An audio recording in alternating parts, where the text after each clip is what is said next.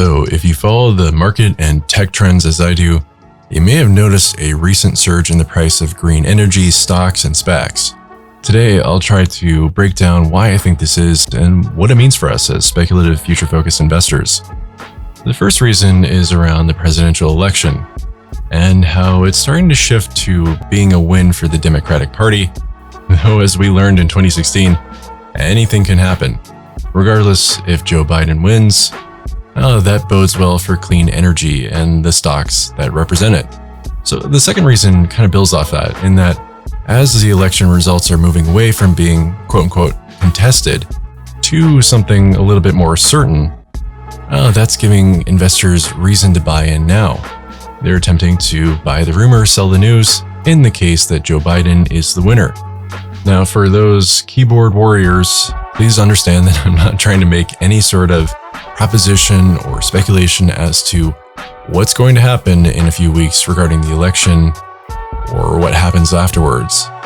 We're simply trying to derive the objective facts as best we can based on the information presented to us. So with that in mind, the third reason that green energy stocks are blowing up right now is that there's new tech surrounding solar, which means that it's getting cheaper and better, faster than most analysts predicted.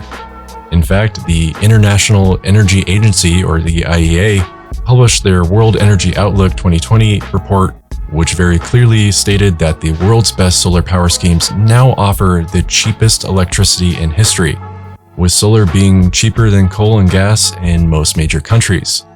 Now, there's a major caveat there in that most energy production is subsidized, be that renewable or non-renewable. So it's not exactly an easy or really productive thing to declare that by and large solar is cheaper than coal and gas, because that's not always going to be the case across the board.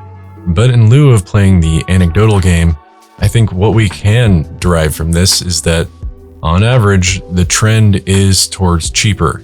And on average, the trend is towards better technology, more efficient panels. That's a nice segue into point number 4, which is around higher adoption. Obviously, as solar panels get cheaper, as energy storage becomes more efficient, there's going to be more residential and commercial buyers, including utilities. And yes, of course, not everywhere is the best for solar, but by and large, as the price comes down, it becomes more and more compelling for those that it's applicable to. And so finally, the fifth reason is we're also seeing breakthroughs in expansion and efficiencies with battery and energy storage technologies. This of course means better solar and wind production. Quite obviously, solar and wind don't produce steady flows of electricity. So having new battery technology like the Tesla Megapack and Gigapack, that's offsetting this problem, and the price of battery technology is also expected to drop. And what's great is that energy production and energy storage, they play off each other. Advances in efficiencies and lower cost in one, that encourages the same in the other side. As batteries become more efficient, that encourages more production. As production increases, that creates more need for better, bigger, more efficient batteries, and so on and so forth. So these 5 points are a nice primer, and this is a market level explanation, but let's spend some time to actually talk about some killer green stocks to check out. To start, some of my favorite solar and wind companies right now are Jinko Solar, or JKS, Canadian Solar, or CSIQ, Solar Edge, or SEDG, Enphase Energy, or ENPH, and Vestas Wind, or VWDRY. Each one of these stocks have been stellar performers and are definitely worth looking into as they're set and primed to dominate their respective markets.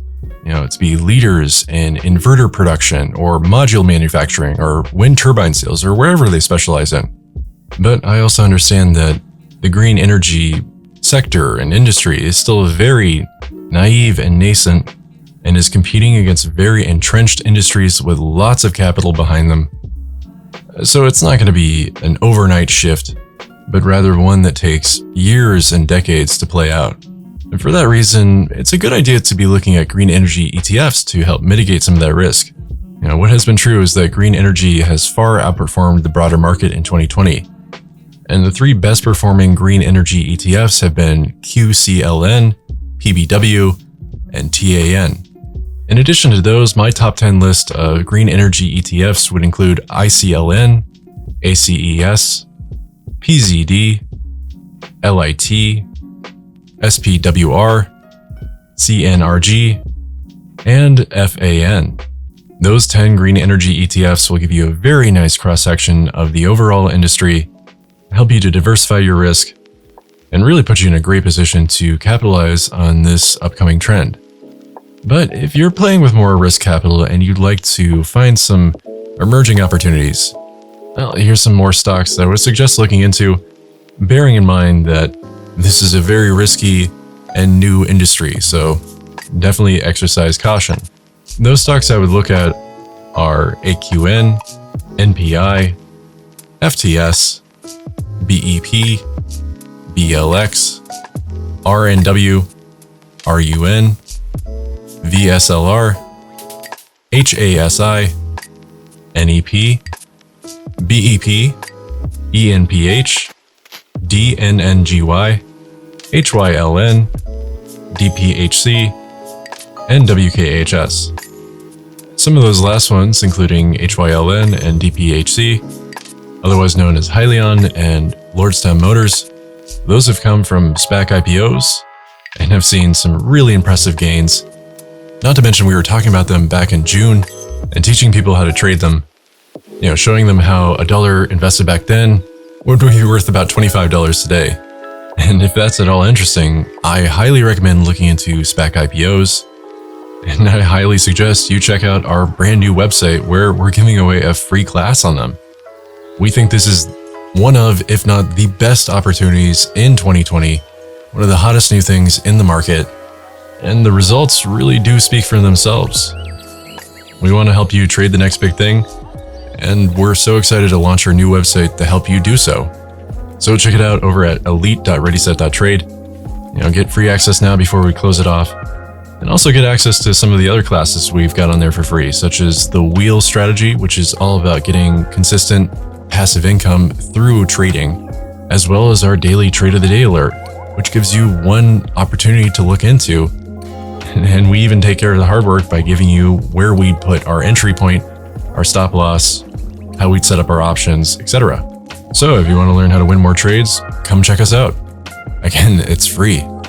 Now, returning to the central question of why green energy or renewable stocks are increasing in price, I want to narrow it down and focus on three specific forces. So the first is that renewables have gotten cheap. They've decreased from $3.50 per peak watt in 2006 to 40 cents per peak watt in 2019. And that leads to our first major finding. Solar plants at their most expensive are comparable to coal at its cheapest. And I think it's hard to overstate how revolutionary this is. So think about that one for a bit the next time you see solar panels being installed. And so the second major force is that solar is getting cheaper faster than anyone expected. Quite frankly, solar energy generation cost is dropping like a rock. Even ambitious forecasts were off by years. So that ties nicely into the last major force at play here, in that renewables are unlikely to get more expensive. And this is a big one because in the energy market, it's not uncommon for energy prices to fluctuate. And go back over the last couple decades and see how wild oil price swings could cause wars and destabilize entire regions. But solar doesn't work like that. Solar just gets cheaper because we get smarter, more efficient. And that's what makes its cost parity with fossil fuels so dangerous. It can't be reversed. Even with subsidies in mind, and barring extreme measures, the cheap price of solar is here to stay. So when you put these three facts together, renewables getting cheap, solar getting cheaper faster, and renewables unlikely to get any more expensive, well, it means that solar has dropped its costs low enough that it no longer needs government intervention, subsidies to help it succeed. In fact, even going back to our earlier reasons for the rise in green energy, with several of them being tied to Biden's lead in the polls, well, that still wouldn't explain the sudden rise in JKS over the past couple of weeks, as that's a Chinese company. Rather, if we dig a little deeper, I think we can find that something else is happening entirely.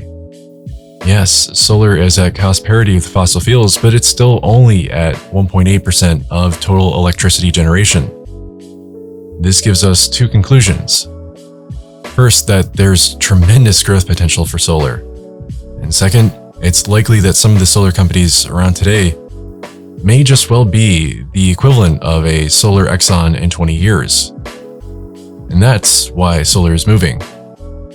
And sure, we could look at some recent news regarding China's pledge to be carbon neutral by 2060, or similar announcements that Canada has made.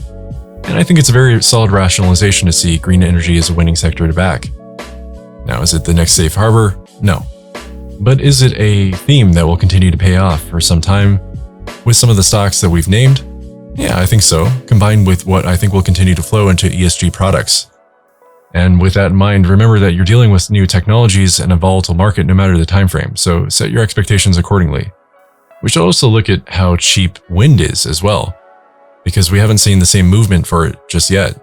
So if you're worried about missing solar, even though you're still early, well, you can still find some opportunity by investing in wind.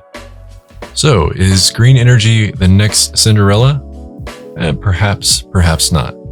But what is the case is that betting on technology, betting on innovation, always looking for the next big thing, that's a pretty good bet. And that's precisely what we aim to do. So for those new to this channel, don't forget to like and subscribe to this video if you found it helpful. And I'll see you in the next one. Take care out there. Cheers.